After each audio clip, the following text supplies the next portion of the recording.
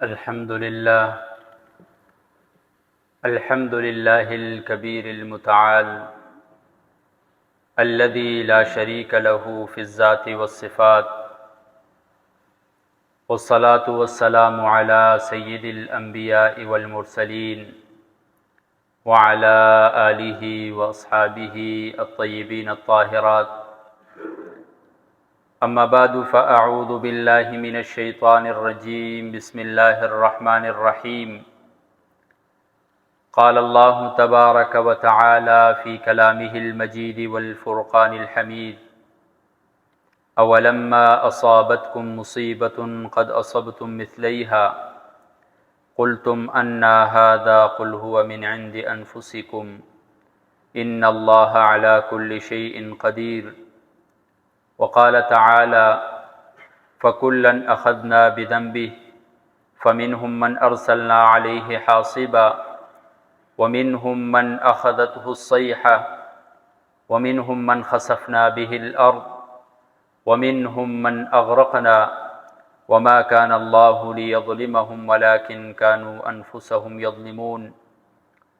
وقال النبي صلى الله عليه وسلم: إن العبد إذا أذنب ذنبا نكتت في قلبه نكتة سوداء فإن تاب ونزع واستغفر صقل قلبه وإن عاد زيد فيها حتى تعلو قلبه فذلك الران الذي ذكر الله تعالى كلا بل ران على قلوبهم ما كانوا يكسبون. صدق الله وصدق رسوله النبي الأمي الهاشمي الكريم، ونحن على ذلك لمن الشاهدين والشاكرين والحمد لله رب العالمين. اللهم صل على محمد وعلى آل محمد كما صليت على إبراهيم وعلى آل إبراهيم إنك حميد مجيد. اللهم بارك على محمد وعلى آل محمد كما باركت على إبراهيم وعلى آل إبراهيم إنك حميد مجيد. محترم سامعین و سامعات، ذی الحجہ کا مہینہ رواں دواں ہے اور تقریباً اپنے اختتامی مراحل کی طرف جا رہا ہے. واجب القدر میرے بھائیوں دوستو، اللہ رب العزت نے انسان کو پیدا فرمایا اور اپنے بندے ہونے کے ناطے رب تعالی نے ہمارے اوپر طرح طرح کی رحمتوں کا نزول کیا، برکتوں کا نزول کیا، ہمیں طرح طرح کی نعمتیں عطا کی. اس کے باوجود بھی ہم دیکھتے ہیں کہ ہم میں سے ہر شخص مشکلات سے دوچار بھی ہوتا ہے، مصیبتیں بھی آتی ہیں، سخت سے سخت ترین حالات بھی اس کے اوپر آتے ہیں. میں نے جو آپ حضرات کے سامنے قرآن مجید سے چند آیاتی تلاوت فرمائی ہیں، رسول اللہ صلی اللہ علیہ وسلم کے فرامین مبارکہ میں سے ایک فرمان مبارک آپ کے گوش گزار کیا ہے. ان آیات اور رسول اللہ صلی اللہ علیہ وسلم کی حدیث سے ہمیں پتہ چلتا ہے کہ رب تعالیٰ کی تو بے شمار نعمتیں ہیں ہمارے اوپر، رب تعالیٰ کی تو رحمتیں ہمارے اوپر وقتاً فوقتاً مختلف مراحل میں اترتی رہتی ہیں، لیکن ہمارے اوپر جو مشکلات آتی ہیں، ہم مصیبتوں سے دوچار ہوتے ہیں، ان تمام کے پیچھے کہیں نہ کہیں ہمارے اپنے فعل کار فرما ہوتے ہیں. ان مصیبتوں کے پیچھے، ان مشکلات کے پیچھے کہیں نہ کہیں ہمارا کوئی گناہ ہوتا ہے جس کی وجہ سے ہمارے اوپر مصیبتیں آتی ہیں. اسی کو رب تعالیٰ فرماتے ہیں: اولما اصابتکم مصیبۃ قد اصبتم مثلیھا قلتم انا ھذا قل ھو من عند انفسکم. کہ یہ مصیبتیں کہاں سے آئیں؟ فرمایا ھذا من عند انفسکم، یہ تمہاری اپنی طرف سے آ رہی. پچھلی قوموں کا آپ مطالعہ فرمائیں، سابقہ جتنی بھی قومیں تھیں، رب تعالیٰ نے انہیں طرح طرح کی نعمتوں سے نوازا تھا۔ حضرت نوح علیہ السلام کی قوم کا حال آپ دیکھیں، کتنی بڑی نعمت، ایک طویل عرصہ انہیں دعوت کا ملا، طویل عرصہ انہیں ملا۔ اللہ رب العزت کے پیغمبر جو ہیں وہ انہیں مسلسل اللہ کی طرف دعوت دے رہے ہیں۔ یہ دعوت کا ملنا یہ بھی ایک رب تعالیٰ کی نعمت ہوتی ہے کہ آپ کو کوئی اچھی بات بتا رہا ہے، یہ رب تعالیٰ کی ایک الگ سے نعمت ہے میرے بھائی۔ اس کے علاوہ ان کے اوپر بارشوں کی فراوانی، زرخیز زمینیں، پھر مال و اولاد کی فراوانی، یہ تمام تر نعمتیں تھیں نوح علیہ السلام کی قوم کے اوپر، لیکن انہوں نے روگردانی کی، نافرمانی کی، رب تعالیٰ کے احکامات کو نہیں مانا، نبی کو جھٹلایا، نبی کی باتوں کو جھٹلایا، نبی کی تذلیل کی۔ تو قرآن کہتا ہے مما خطیئاتہم اغرقوا فادخلوا نارا، ان کی اپنی غلطیوں کی وجہ سے وہ غرق کیے گئے، ان کے اپنی غلطیوں کی وجہ سے وہ جہنم میں داخل کیے گئے۔ ایک طرف آپ دیکھیں تو رب تعالیٰ کی نعمتوں کی بارشیں لگی ہوئی، دوسری طرف اگر ان پر مصیبتیں آ رہی ہیں، ان پر طوفان آ رہا ہے، وہ غرق ہو رہے ہیں، وہ جہنم میں داخل ہو رہے ہیں، تو اپنے گناہ کی وجہ سے، اپنے فعل کی وجہ سے ہو رہے ہیں۔ قوم عاد کو آپ دیکھیں، بڑے بڑے محلات رب تعالیٰ نے عطا کی، زراعت عطا کی رب تعالیٰ نے۔ قوم سمود کو آپ دیکھیں کہ رب تعالیٰ نے پہاڑوں کو تراشنے کی صلاحیت انہیں عطا کی تھی، مضبوط جسامت عطا کی رب تعالیٰ نے، پرامن زندگی عطا کی رب تعالیٰ نے۔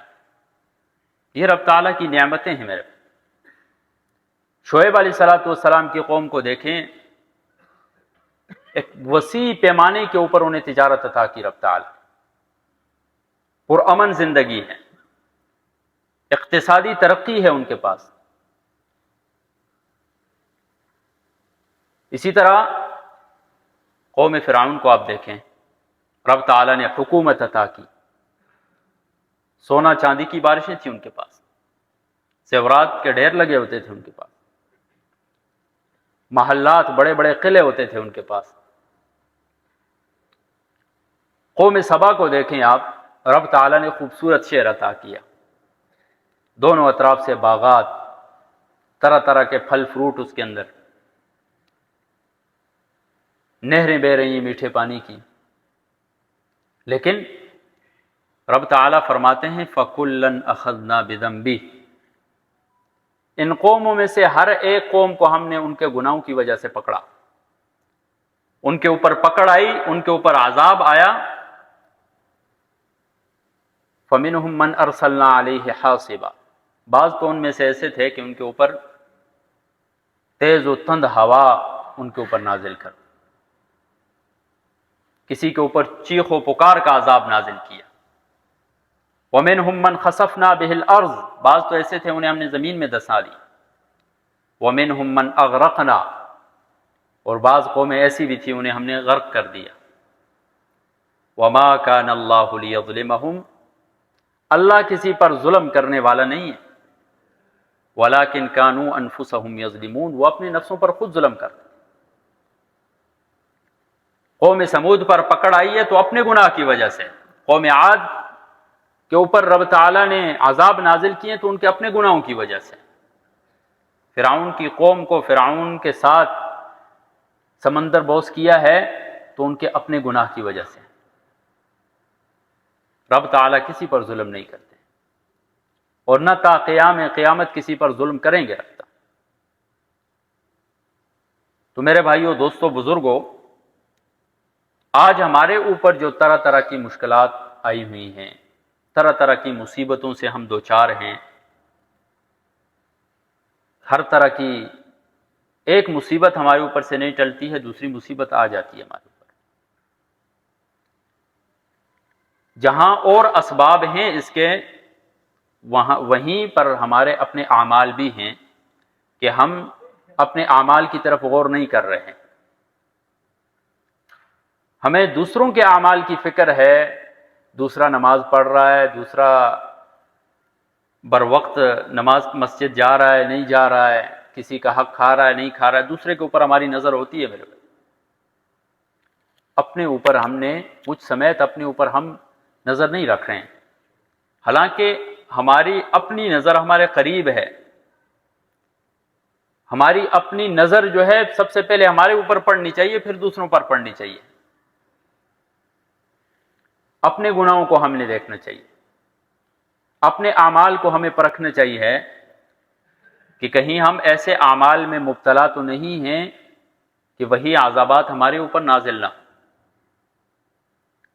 کیا پتہ ہمارے ہی اعمال کی وجہ سے ہم اپنے مصیبتوں میں دسے ہوئے ہوں، ہمارا کوئی کام حل نہیں ہو رہا ہے، کیا پتہ اس میں ہمارا ہی کوئی گناہ ایسا ہم سے سرزد ہو گیا ہو کہ اس کی وجہ سے ہمارا کام رکا ہوا ہے، ہمارے اوپر رزق کی تنگی ہے، ہمارے معاملات ٹھیک نہیں ہو رہے ہیں۔ علامہ ابن القیم الجوزی رحمہ اللہ نے اپنی کتاب الجواب الکافی کے اندر بہت زیادہ نقصانات ذکر کیے ہیں گناہوں کے، کہ انسان گناہ کرتا ہے تو اس گناہ کی وجہ سے اس کو کیا کیا نقصانات ملتے ہیں، دنیاوی اور اخروی نقصانات۔ فرماتے ہیں کہ گناہ کی وجہ سے رب تعالی انسان کو علم سے محروم کر دیتا ہے۔ فَلَمَّا زَاغُوا أَزَاغَ اللَّهُ قُلُوبَهُمْ، جب انہوں نے اپنے نفسوں کو موڑ لیا، زاغ اللہ قلوبہم، اللہ تعالیٰ نے ان کے دلوں کو ٹیڑھا کر دیا۔ امام طبری رحمہ اللہ تفسیر طبری میں اسی آیت کے تحت لکھتے ہیں کہ دلوں کو ٹیڑھا کرنے کا مطلب یہ ہے کہ رب تعالیٰ دلوں کے اندر حق کو سمجھنے کی جو صلاحیت ہوتی ہے اسے ختم کر دیتے ہیں۔ حق کی بات ان کے سامنے آتی ہے، سمجھ نہیں آتی ہے انہیں۔ اور بعض علماء تو فرماتے ہیں کہ علم سے محرومی کا مطلب یہ ہے کہ علم ہونے کے باوجود وہ علم نافع نہیں ہوتا ہے۔ ڈگریاں تو ڈھیروں حاصل کر لی، طرح طرح کی ڈگریاں پاس کر لی ہیں، طرح طرح کے علوم حاصل کر لیے ہیں، لیکن وہ علم نافع نہیں ہے، نہ اس علم پر خود عمل کیا جا رہا ہے، نہ دوسروں تک اس علم کو پہنچایا جا رہا ہے، تو کیا فائدہ اس علم کا؟ وہ علم تو پھر وبال ہے۔ سلف صالحین کا قول ہے، فرماتے ہیں العلم بلا عمل وبال، علم جو ہے یہ بغیر عمل کے یہ وبال ہے قسم کا۔ کل پوچھا جائے گا علم دیا تھا، طرح طرح کے علوم حاصل کیے تھے، ان پر کتنا عمل کیا، وہ دوسروں تک کتنا پہنچائے؟ والعمل بلا علم ضلال، اور بغیر علم کے عمل کرنا یہ گمراہی ہے۔ ایک بندے کے پاس علم ہی نہیں ہے اور اپنے سے جا کر وہ عمل شروع کر لیتا ہے، تو یہ گمراہی ہے، خطرہ ہو سکتا ہے کہ وہ گمراہی میں پڑ جائے۔ اس وجہ سے وہ اہل علم کے پاس جائے، اہل علم سے پوچھے اس حوالے سے کہ یہ کام میں کر رہا ہوں یہ درست ہے یا نہیں ہے۔ سجدے کی مثال آپ لے لیں، نماز کے اندر سجدہ کتنی بڑی عظیم عبادت ہے۔ شریعت کا حکم یہ ہے کہ ایک رکعت میں صرف 2 سجدے کر لیں۔ ایک بندہ بغیر علم کے آتا ہے اور ایک ہی رکعت میں 4 سجدے کر لیتا ہے، اس نے کوئی اتنا بڑا غلط کام تو نہیں کیا، سجدہ ہی کیا ہے اس نے، لیکن بغیر علم کے عمل کیا ہے، اس وجہ سے یہ گمراہی ہے۔ والجمع بینہما کمال، ان دونوں کو جمع کرنا یہ بہت بڑا کمال ہے۔ علم کے ساتھ ساتھ عمل بھی آ جائے، یہ بہت بڑا کمال ہے کہ رب تعالیٰ نے علم بھی عطا کیا اور اس کے اوپر پھر رب تعالیٰ نے عمل کی توفیق بھی دے دی۔ تو گناہوں کی وجہ سے رب تعالیٰ یا تو علم سے محروم کر دیتے، جاہل ہی چھوڑ دیتے، یا جاہل ہونے کے ساتھ ساتھ حق سمجھنے کی توفیق ہی سلب کر دیتے ہیں۔ حق سامنے آ رہا ہے، اسے اف تک بھی نہیں ہو رہا ہے، اور یا تو علم عطا کیا ہوتا ہے لیکن وہ علم بلا فائدہ ہوتا ہے، وہ علم نافع نہیں ہوتا ہے، نہ خود کے لیے ہوتا ہے نہ دوسرے کے لیے علم نافع ہوتا ہے۔ اور یہ صورتحال انسان کے ساتھ تب پیدا ہوتی ہے جب انسان گناہوں کے اندر مبتلا ہوتا ہے میرے بھائی۔ انسان کے اندر سے ذہانت ختم ہو جاتی ہے، بھولنے کی بیماری شروع ہو جاتی ہے گناہ کی وجہ سے۔ امام شافعی رحمہ اللہ فرماتے ہیں شکوت الی وکیع سوء حفظی، میں نے اپنے استاد امام وکیع رحمہ اللہ سے شکایت کی سوء حفظی، اپنے حافظے کی کمزوری کی۔ فارشدنی الی ترک المعاصی، انہوں نے میری رہنمائی کی گناہوں کے چھوڑنے کی طرف، کہ گناہوں کو چھوڑو تو آپ کا حافظہ تیز ہو جائے۔ فإن العلم نور من الہ ونور اللہ لا یعطی لعاصی، اس لیے کہ علم جو ہے یہ رب تعالیٰ کا نور ہے، اور نور جو ہے یہ گناہگار کو عطا نہیں کیا جاتا ہے، کہ ایک دل ہے اس کے اندر گناہ کی نحوست بھی ہو اور رب تعالیٰ کے علم کا نور بھی آ جائے، یہ نہیں ہو سکتا ہے۔ دلوں کو پاک کیا جائے گا تب اس کے اندر رب تعالیٰ کے علم کا نور پیدا ہوگا۔ اسی طرح جو شخص گناہوں کے اندر مبتلا ہوتا ہے، رب تعالیٰ اس کے رزق کے اندر تنگی کر دیتے ہیں، رزق اس کے اوپر تنگ ہو جاتا ہے، رزق کے اندر سے برکت ختم ہو جاتی ہے۔ بظاہر تو ڈھیروں نظر آ رہا ہوتا ہے لیکن فائدہ نہیں دے رہا ہوتا، رب تعالیٰ اس کے اندر سے برکت ختم کر دیتے ہیں۔ ہر ٹائم انسان محتاج ہی محتاج رہتا ہے رزق کا۔ یہ کس وجہ سے ہو رہا ہے؟ گناہ کی وجہ سے۔ بیہقی کی روایت ہے، رسول اللہ صلی اللہ علیہ وسلم فرماتے ہیں ان الرجل لیحرم الرزق بالذنب یصیبہ، انسان جو ہے وہ رزق سے محروم ہوتا ہے اس گناہ کی وجہ سے جسے وہ کرتا ہے۔ تو گناہ ایسی نحوست ہے میرے بھائیوں کہ گناہ کی وجہ سے رب تعالیٰ اپنی رزق جیسی نعمت جو ہے وہ چھین لیتے۔ صرف رزق جیسی نعمت نہیں بلکہ ہر نعمت رب تعالیٰ انسان کو نعمتیں عطا کرتا ہے۔ ہمارا فرض یہ بنتا ہے کہ ہم نیکی کر کے اس نعمت کو بچائیں، لیکن جب ہم نیکی کو چھوڑ کر گناہ کے اندر مبتلا ہوتے ہیں تو وہ نعمت ہم سے چھن جاتی ہے، پھر ہم رو رہے ہوتے ہیں کہ سمجھ نہیں آ رہی ہے میرے ساتھ ایسا کیوں ہو رہا ہے، کسی کی میرے ساتھ دشمنی نہیں ہے، کسی کا میں نے حق نہیں کھایا ہے، پھر بھی میرے ساتھ کیوں ہو رہا ہے؟ لیکن اس کی نظر اپنے اوپر نہیں ہوتی ہے، وہ ظاہری اسباب تو ڈھونڈ رہا ہوتا ہے کہ میرے پاس میرا کاروبار نہیں چل رہا ہے، میرے رزق میں تنگی ہے، میرے اوپر دن بدن مشکلات آ رہی ہیں، کہ باہر ڈھونڈ رہا ہوتا ہے اپنے اسباب، اپنے اندر نہیں ڈھونڈ رہا ہوتا ہے کہ کوئی گناہ تو میں نے ایسا نہیں کیا کہ اس کی وجہ سے میرے رزق کے اندر تنگی آ گئی۔ عبادات کے اندر سستی پیدا ہو جاتی ہے۔ عبادات یا تو رب تعالیٰ توفیق ہی نہیں دیتے ہیں عبادات کی، اگر توفیق مل بھی جاتی ہے جس طرح عبادت کرنی چاہیے تھی اس طرح عبادت نہیں ہوتی، اس سے عبادات میں سستی پیدا ہو جاتی ہے میرے۔ یہ کس وجہ سے ہوتی ہے؟ گناہ کی وجہ سے ہوتی ہے، اس لیے کہ گناہ جو ہے یہ گناہ کو کھینچ کر لاتا ہے اور نیکی نیکی کو کھینچ کر لاتی۔ آپ نے اگر ایک جھوٹ بولا، اس ایک جھوٹ کو چھپانے کے لیے آپ کو 100 جھوٹ اور بولنے پڑیں گے، اس ایک جھوٹ کو چھپانے کے لیے میرے بھائی۔ لیکن آپ نے ایک سچ بول لیا، بس ایک سچ بولنا ہے، اس کو چھپانا نہیں ہے، اس سچ کے لیے آپ کو مزید جھوٹوں کی ضرورت نہیں ہوگی۔ یہی مثال ہے گناہ کی، ایک گناہ آپ نے کر لیا، اس گناہ کو چھپانے کے لیے آپ 100 گناہ اور کر ڈالیں گے کہ میرا یہ گناہ کسی پر ظاہر نہ ہو جائے۔ اس طرح گناہ جو ہے وہ گناہ کو کھینچ کر لاتا ہے۔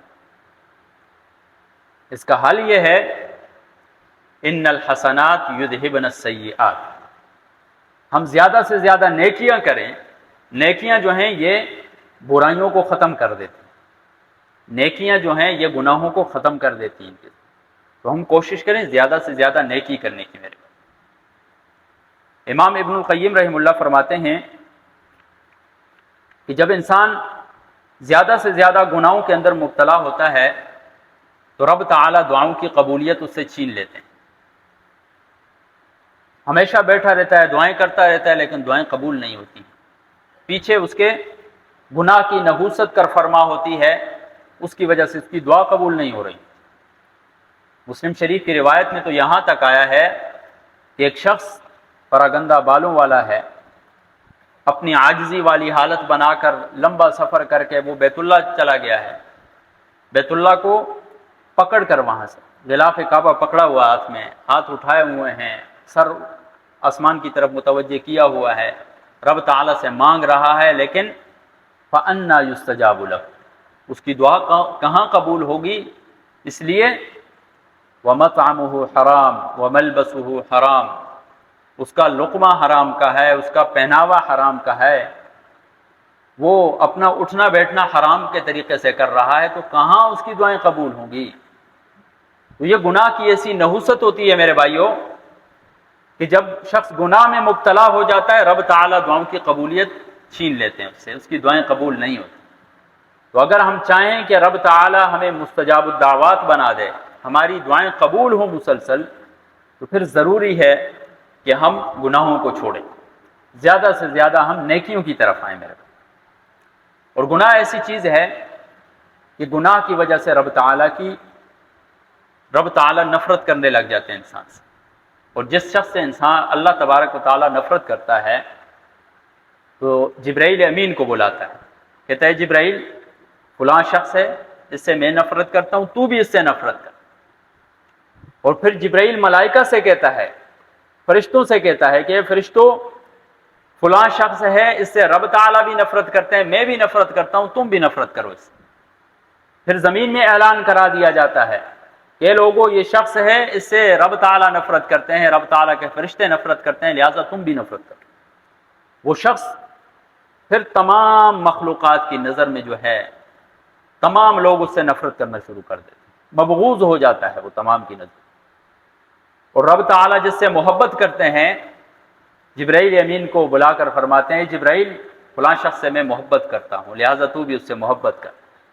وہ فرشتوں سے جا کر بتاتے ہیں کہ فلاں شخص سے رب تعالیٰ محبت کرتے ہیں، میں محبت کرتا ہوں، لہٰذا تم بھی محبت کرو۔ اور پھر مخلوقات میں اعلان کرا دیا جاتا ہے، تمام کے تمام تر لوگ اس سے محبت کرنے لگ جاتے ہیں۔ کس وجہ سے؟ رب تعالیٰ کی فرما برداری کی، رب تعالیٰ کی محبت پائی، تمام مخلوقات کی محبت پائی۔ اور جس نے رب تعالیٰ کی محبت نہ پائی، اس نے گویا کہ تمام تر مخلوقات کی نفرت اپنے حصے میں کر لی۔ تو یہ جو گناہ ہے جسے ہم چھوٹا سا معمولی سے سمجھ کے چھوڑ دیتے ہیں، اگنور کر دیتے ہیں معمولی سے سمجھ کے کہ چھوٹا سا گناہ ہے، چھوٹی سی برائی ہے، جبکہ وہی چھوٹی سی برائی بڑھتے بڑھتے ناسور بن جاتی ہے، اور اتنی بڑھتی ہے کہ انسان کا دل غافل ہو جاتا ہے۔ ترمذی شریف کی روایت ہے، رسول اللہ صلی اللہ علیہ وسلم فرماتے ہیں اذا اذنب العبد، جب بندہ گناہ کرتا ہے، نکتت فی قلبہ نکتۃ سوداء، اس کے دل پر ایک سیاہ نقطہ لگا دیا جائے۔ اگر وہ توبہ کر لے، اپنے گناہ سے پیچھے ہٹ جائے، استغفار کر لے، تو اس کے دل کو دھو دیا جاتا ہے۔ لیکن فإن عاد، جب وہ دوبارہ ایک دفعہ گناہ کیا، پھر گناہ کے اندر مبتلا ہو گیا، تو پھر مسلسل اس کے دل پر نقطے لگتے جاتے ہیں یہاں تک کہ اس کا دل مکمل طور پر سیاہ ہوتا ہے۔ پھر حق کو قبول کرنے کی صلاحیت بھی اس سے چھین لی جاتی ہے میرے پاس، پھر اس کا نیکی کے کاموں میں دل ہی نہیں لگتا ہے، پھر وہ گناہ ہی کے کاموں میں اسے لذت محسوس ہونے لگ جاتی ہے۔ اس وجہ سے ضروری ہے کہ ہم چھوٹے سے چھوٹے گناہ کو بھی سنجیدہ لے کر اسے چھوڑنے کی کوشش کریں، سنجیدہ لے کر ہم اس کے چھوڑنے کے لیے اسباب اختیار کریں میرے بھائی۔ اسی طرح یہ جو گناہ ہوتا ہے، یہ انسان کرتے کرتے یہاں تک کہ اس گناہ کی وجہ سے جہنم میں داخل ہو جاتا ہے۔ وَمَن يَعْصِ اللَّهَ وَرَسُولَهُ وَيَتَعَدَّ حُدُودَهُ يُدْخِلْهُ نَارًا خَالِدًا فِيهَا، جو اللہ کی نافرمانی کرے گا، رسول اللہ صلی اللہ علیہ وسلم کی نافرمانی کرے گا، يُدْخِلْهُ نَارًا خَالِدًا فِيهَا، آگ کے اندر داخل ہوگا۔ اسی طرح بخاری شریف کی روایت ہے، رسول اللہ صلی اللہ علیہ وسلم فرماتے ہیں کل امتی یدخلون الجنت الا من ابا، میری امت کا ہر فرد جنت میں داخل ہوگا الا من ابا، مگر وہ شخص جس نے انکار کیا۔ صحابہ نے سوال کیا یا رسول اللہ ومن یابا، کون انکار کر سکتا ہے؟ فرمایا من عصانی فقد ابا، جس نے میری نافرمانی کی گویا کہ اس نے میرا انکار کر دیا۔ اور جس نے رسول اللہ صلی اللہ علیہ وسلم کا انکار کر دیا وہ جنت میں داخل نہیں ہوگا۔ اس وجہ سے ضروری ہے کہ ہم اپنے آپ کو نیک اعمال کر کے جنت کا مستحق بنائیں، نیک اعمال کر کے اپنے آپ کو جہنم سے بچائیں میرے بھائی، یہ ضروری ہے۔ اور چھوٹی سی چھوٹی نیکی جو ہے، چھوٹی سی چھوٹی نیکی کو سنجیدگی سے لیں، اس کا اہتمام کریں، اس کو اپنی عملی زندگی میں لانے کی کوشش کریں۔ چھوٹی چھوٹی جو سنتیں ہوتی ہیں، مسجد میں داخل ہونے کی دعا پڑھ لی، نکلنے کی دعا پڑھ لی، راستے میں آتے جاتے کسی کو سلام کر لیا، راستے میں کوئی مضر چیز پڑی ہوئی ہے اس کو اٹھا لیا، یہ ایسے کام ہیں انہیں ہم بسا اوقات اپنے تکبر کی وجہ سے بھی ہم اس کو اپنے خاطر میں نہیں لاتے، جبکہ یہی چھوٹی چھوٹی نیکیاں ہمارے نجات کا سبب بن سکتی ہیں میرے بھائی۔ اسی طرح یہ جو گناہ ہے، اس گناہ کی وجہ سے انسان کے اوپر رب تعالیٰ کا غضب نازل ہو۔